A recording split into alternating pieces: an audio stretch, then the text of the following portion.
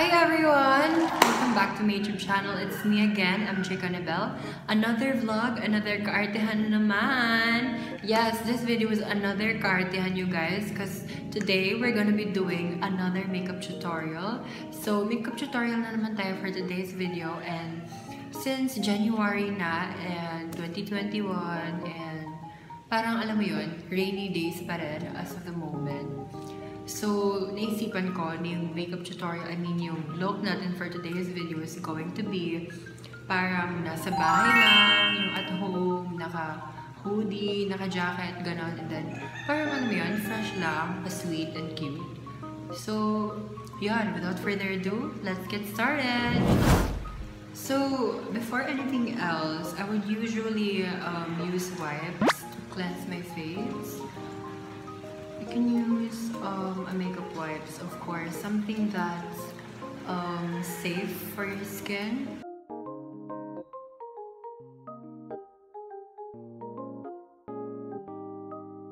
And then I'm gonna be putting a moisturizer, which is from the Face Shop. Ayan, so maglagay na tayo ng medyo marami or sakto lang. Maglagay tayo ng sakto lang. And so after putting moisturizer, we're gonna be applying sunscreen. So, I feel like a sunscreen is a must-have in every skincare because it just protects your skin from sunlight, from sun rays, alam mo yun, diba? And it also helps for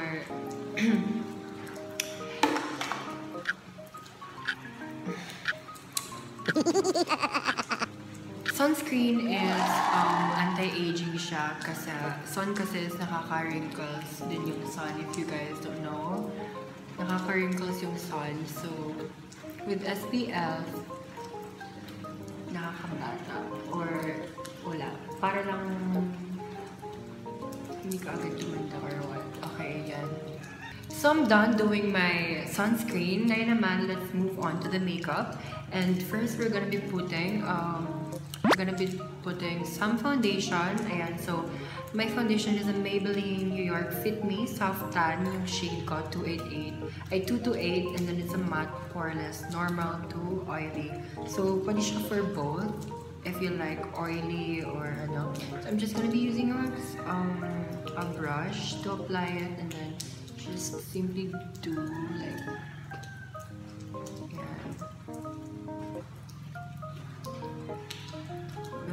just, I'm gonna like spread it out.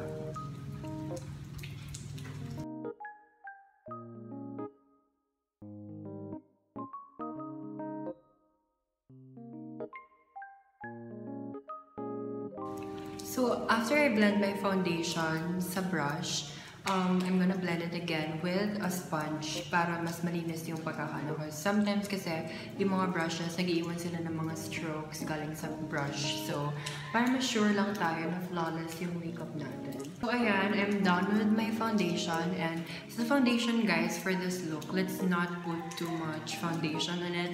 Much as possible, maglagay tayo ng light lang or parang wala tayong foundation because parang just like parang pa-cute lang, pa-sweet, ganon. So, yun naman yung goal ng look. Ayan.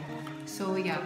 And then, next would be concealer. So, sa concealer, Fit Me pa rin yung gamit ko and shade ko is 20. This one is a little bit darker. A little bit lighter on me kasi it's the only shade na meron when I went sa Watsons. So, ito na yung gagamitin ko.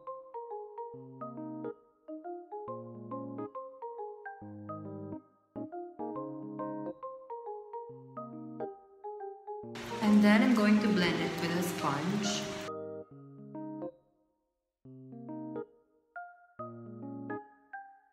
So guys, I'm very sorry kasi umuulan and you might not. Baka hindi nyo ako marinig. I'm sorry kasi umuulan. Baka hindi nyo ako marinig. And, yeah, wala tayong magawa dyan kasi ulan yan, diba? So, I can just ask the Lord to stop it. Okay? So, yeah. After ko maglagay ng concealer, ayan, ganyan na yan. And then, I'm gonna be putting a powder. So, sa powder, kahit anong powder, pwede baby Johnson's baby powder or kung ano. Pero I recommend dun sa Pond's na powder. This powder na labas nila. Yun, maganda yun. But, yeah, I'm just gonna use what I have, which is the Johnson's baby powder. Yeah, apply yung natin siya dito.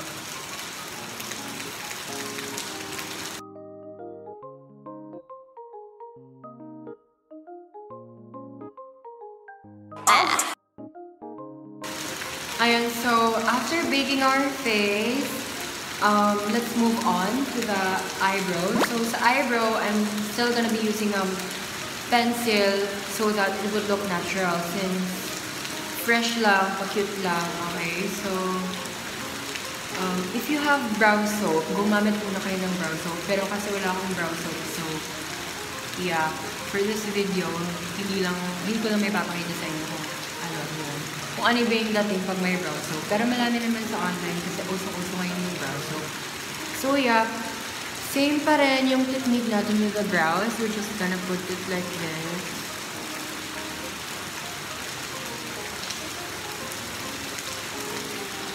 Ako kasi I would usually start kasi here.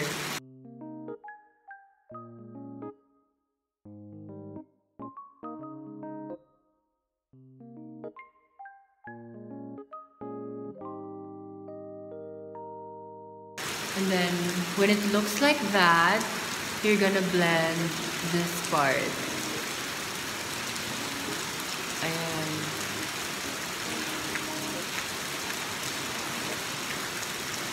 So, what I do with my brows is parang fill in ko lang yung mga areas na parang wala masyadong buhok. Like this one. I will just fill in. Diba? Now it's gone. Okay? So, ganyan lang ka-simple. Ayan, so I'm done with my brows. So, hindi ko na siya i-outline, like, lalagyan pa natin ng concealer dito sa labas. Hindi ko na siya gagawin ng gano'n so that hindi siya magmukhang on fleek. Actually, yung brows ko kasi, mabilis siyang magmukhang on fleek kahit hindi ko naman ginagawang on fleek yung brows ko. Kahit eyebrow pencil lang, biglang ganyan talaga yung ano niya. Especially pag kaka-shave ko pa lang. Pero parang 1 month na ako hindi nag-shave. But I don't know. Parang ganyan lang talaga yung brows ko. It might seem di pantay yung brows ko. Pero hindi naman talaga pantay yung brows ng karamihan. So, it's not a big deal. Ayan. So, ganyan yan. And then, yeah. For the eyes, before tayo maglagay ng kung ano-ano mga eyeshadows, maglagay muna tayo ng concealer. Again, yung ginamit ko lang is yung Fit Me. Para, mga lighter color kasi yung ilalagay natin mamaya. So, para lang lumabas yung kulay ng mga light shades na pipiliin natin. Okay? So, yeah. Lalagyan natin here. And then, blend it out. Like that. So, after you put the concealer to your lids, it would actually look like this. Depende lang. Siguro sa mata ko lang talaga mukha kong potter right now. But, yeah, it's the key para mag-show off talaga yung light colors na ilalagay natin mamaya. Okay? So eyeshadow na tayo. And sa eyeshadow, I'm gonna be picking this color. Parang orange or whatever, kung ano man. Basta. And then, yeah, just simply apply it.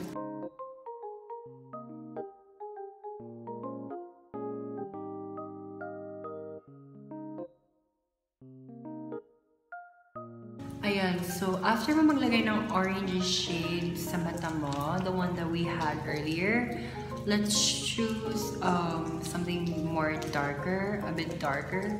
I'm gonna choose this one, this right here. So, I'm gonna be using the same brush pa rin, ganito, for the eyes.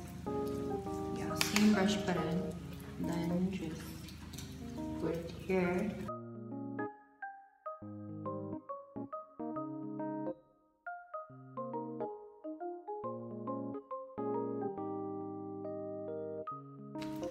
Ayan, so yeah, as you can see, meron na tayong parang a little bit of darker color here. Ayan, so ganyan yung effect natin for today's.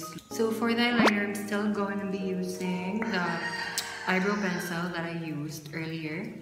So, ito yon. And then, just gonna...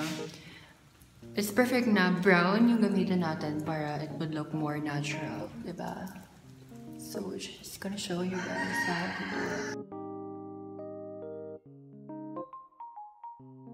So, since meron akong pang-conceal dito sa eyebrow pencil ko, I'm gonna use it to define my eyeliner.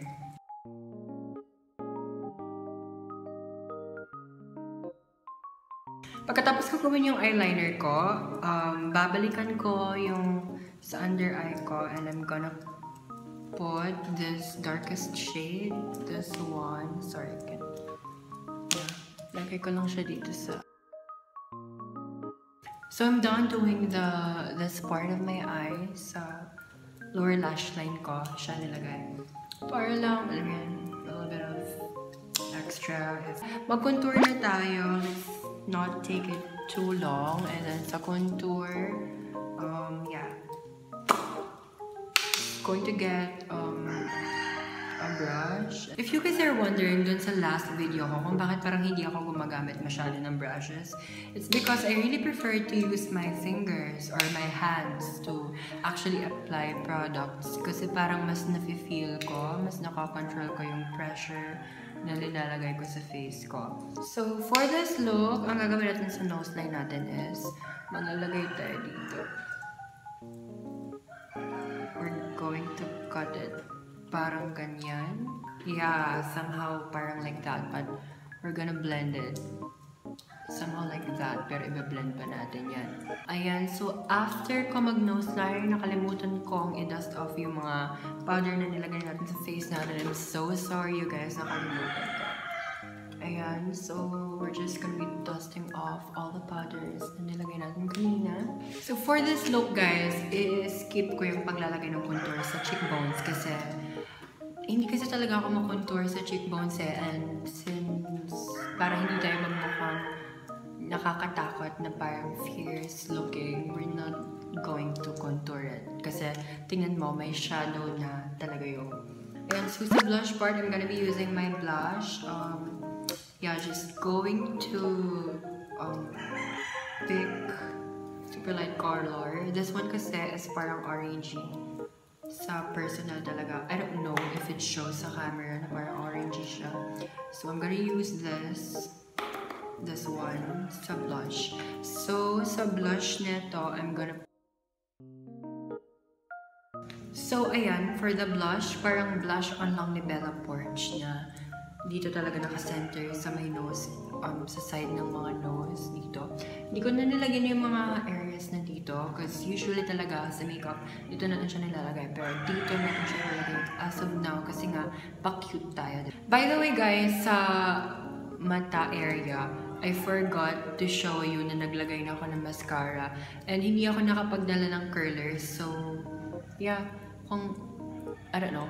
Nakalimutan kong magdala ng curler kasi nandito ako ngayon sa farm namin. So, nasa bahay siya and I can't just go there because So yeah, I don't have to explain myself to you guys. Basta yon, hindi ko na-curl pero naglagay na ako ng mascara. Sa highlight, gagamitin ko tong gaze.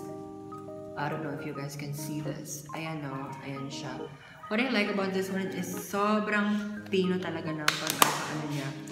Sobrang pino ng ano niya, ng glitters niya. So, I really like using this as a highlight. So, I'm gonna use my fingers for this one. Actually, I have a brush, but for my nose, I'm gonna use this.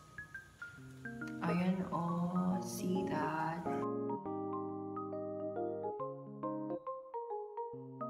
We have to put highlighter din dito. It's my usual routine na ginagawa ko talaga. And that is to put highlight on my brow bones. Okay, so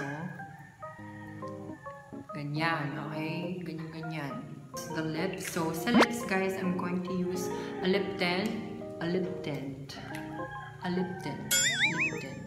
Yan. So, ang shade nito is parang pink. Just put it at the inner part of your lips. And then, maglalagay lang ako ng lip gloss kasi... Ayan. Oh my gosh, nakalimutan kong mag-powder. Sorry for being so irresponsible, you guys. But for the finishing powder, I'm gonna be using the Fit Me Maybelline New York. Fit Me pa rin, because Fit Me is my favorite. Like, girl, it just really like, nawawala talaga yung pores ko when I use Fit Me. So, yeah, let's just... I'm in a shade... What I like about this powder is sobrang bango niya. I'm just gonna get changed and then I'll be right back.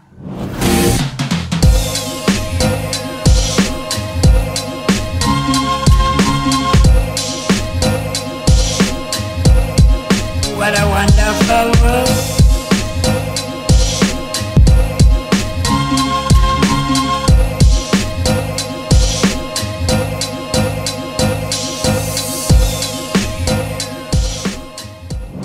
So that's it for this video, guys. I hope you enjoyed this video and i-comment nyo sa baba yung gusto nyong gawin kong makeup look para sa mga next videos natin. And I'm very excited and I'm looking forward kung ano yung mga gusto nyong ipagawa sa akin. With this one, isip ko lang to kasi nga, diba, parang maulan pa rin or what. Shit, pero I'm sweating. Tapos yun, sana na-enjoy nyo yung video. I keep on saying sana na-enjoy nyo yung video. Yeah, please follow my social media accounts. On Instagram, it's Reambonanza, and on Facebook, Reambonanza. And on Twitter, Canibel, that's EMJAY Canibel. And don't forget to subscribe. Mag-subscribe na kayo. I promise na I'll try to keep on posting here sa YouTube talaga. It's just that ang problema ko kasi talaga when it comes to uploading videos is yung internet namin dito is lumalakas lang siya during midnight or basta sobrang gabi na talaga or mga early morning like 1 AM, 2 AM, dun siya lumalakas. And I can't keep up doing that, diba? Yun talaga yung problema. And naalala nyo yung latest tutorial na I uploaded, ano pa yon, mga November, October ko pa yung ginawa, pero na-upload ko siya this January kasi nga sobrang bagal ang internet and hindi palaging midnight na malakas, minsan mabagal, hindi ganun ka-consistent yung internet namin dito. Kaya nga I can't keep up with my online classes as well. Yeah, see you on the next one. Bye!